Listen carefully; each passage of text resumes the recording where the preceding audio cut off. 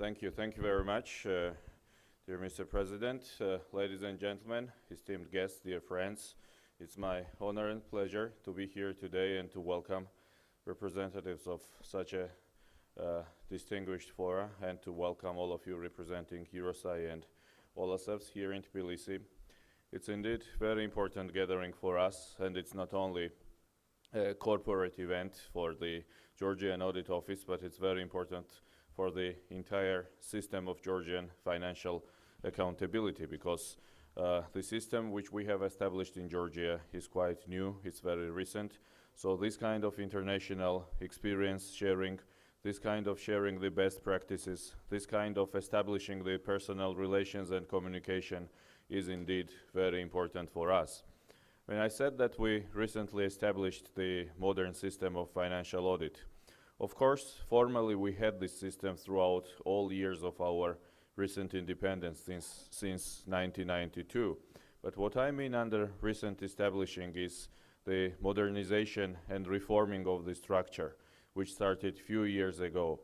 Many of you, those who have visited Georgia or those who knew Georgia 8-10 years ago, would certainly agree that those days this was a very, very different country. This was a country which has a well-established reputation of corrupt and failed state.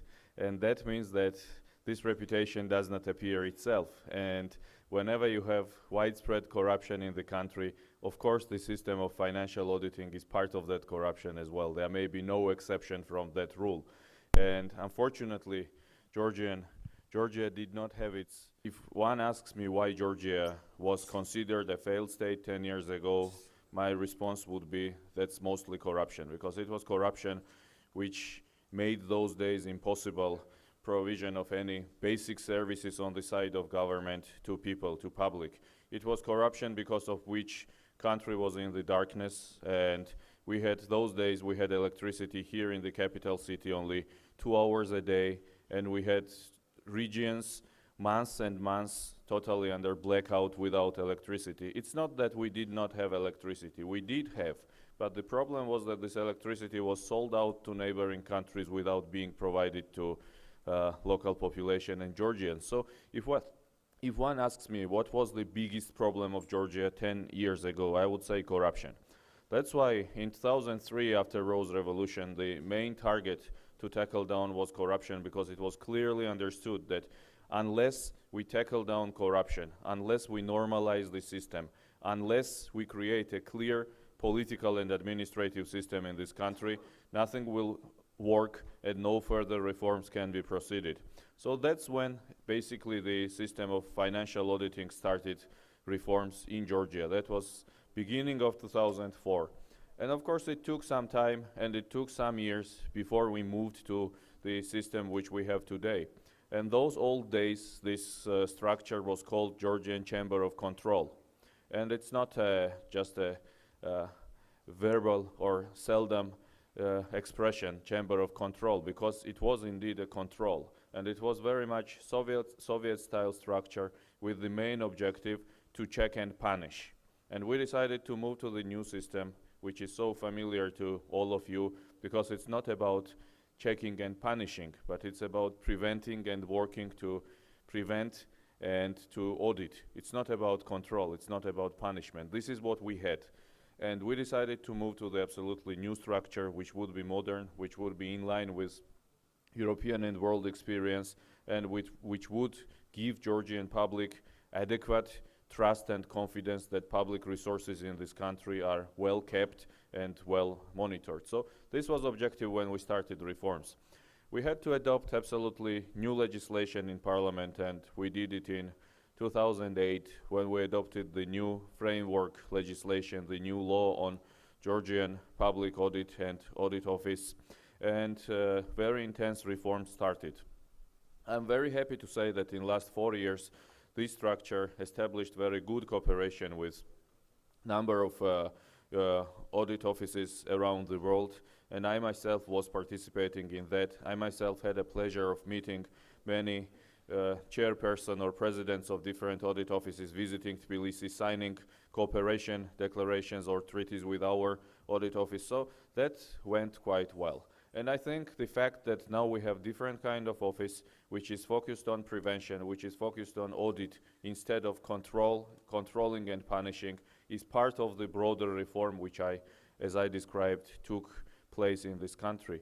Because tackling down corruption was one of the most challenging and one of the most important reforms in this country. And of course, the structure which hosts your meeting today is a very important and central element of that reform. Because unless there is a credible structure oversighting public spending, oversighting public expenditures, oversighting state budget, there can be no credible reform which tackles down corruption and which minimizes risks that public funds are misused or public funds are simply stolen and go to different pockets as it used to happen.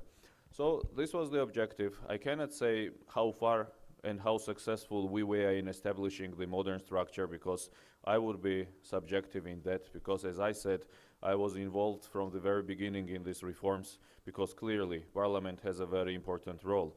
In Georgian system, our audit office works together with Parliament, so it is independent from government, of course, because government is the main target of scrutiny.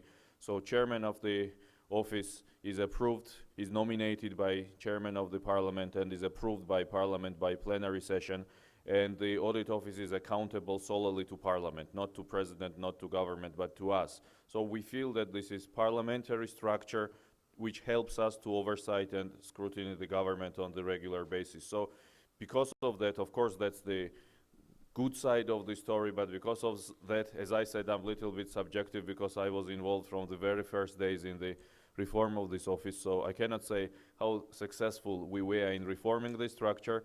I hope you will find out it yourself during these 2 days how good or bad Georgian Audit Office is, but at least there is a clear understanding on our side. Yes, we may need to learn more, we may need to abide to better international practices, and we may need to improve further our legislation, but this is all what we expect from the conferences and gatherings like this. So for Georgian Audit Office, on its way to reform, on its way to start the real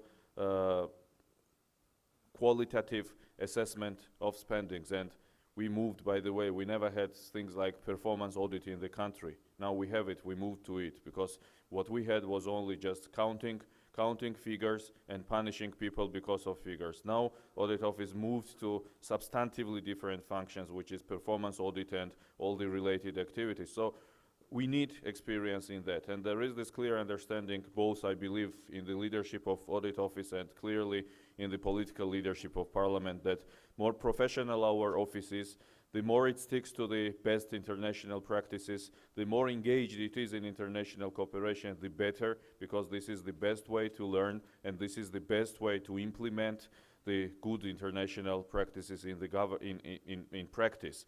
And this is all part of establishing good governance in Georgia.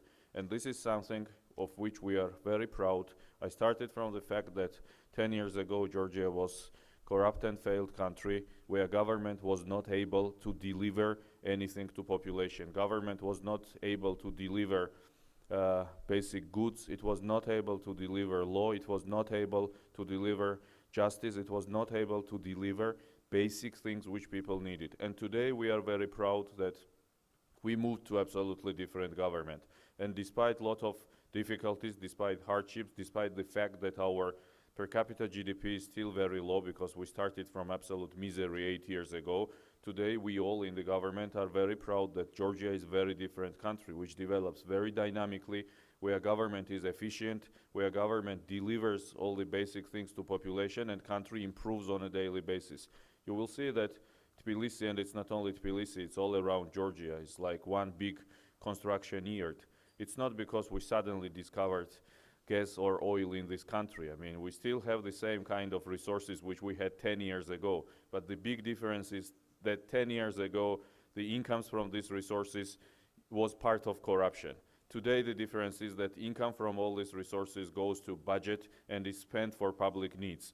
So you will see a lot of things happening in this country. And again, despite the fact that we still have a very long way to go, today Georgia is a different country. And one of the things of which this government is very proud is the fact that we stick to the principles of good governance.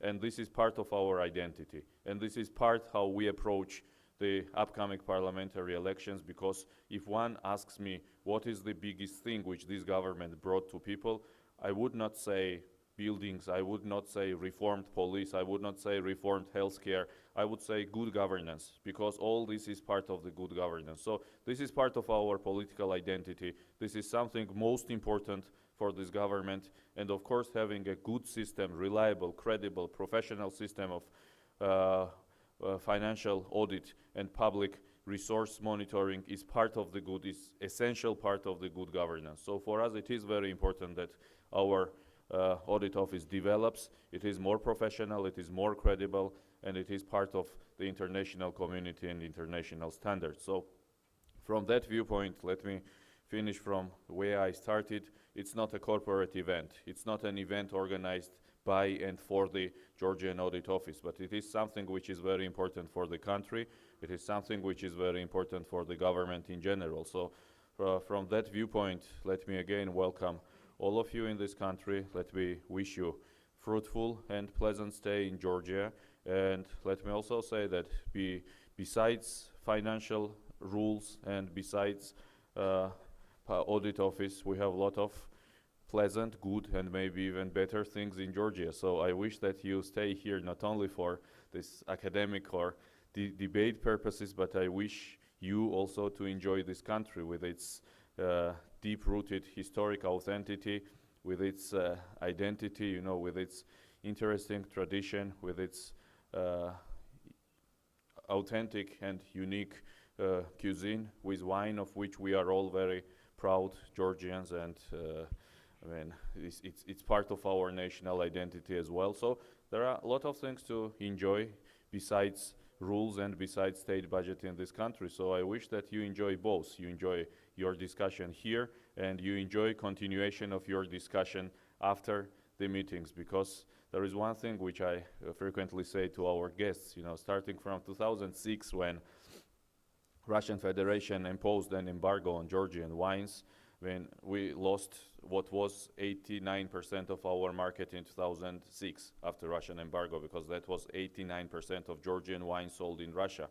And since then, I believe obligation of every visitor, of every friend visiting to Georgia, is to help us to substitute that lost market and to help us to consume more wine in place, which will help Georgian economy. So welcome, and you are not only supposed to check how our audit office oversights our economy, but also to be contributors, positive contributors to our economy. And I wish you a nice day, and I wish you nice days spent in Tbilisi and in Georgia. Again, thank you very much, and I wish you a very fruitful gathering. Thank you.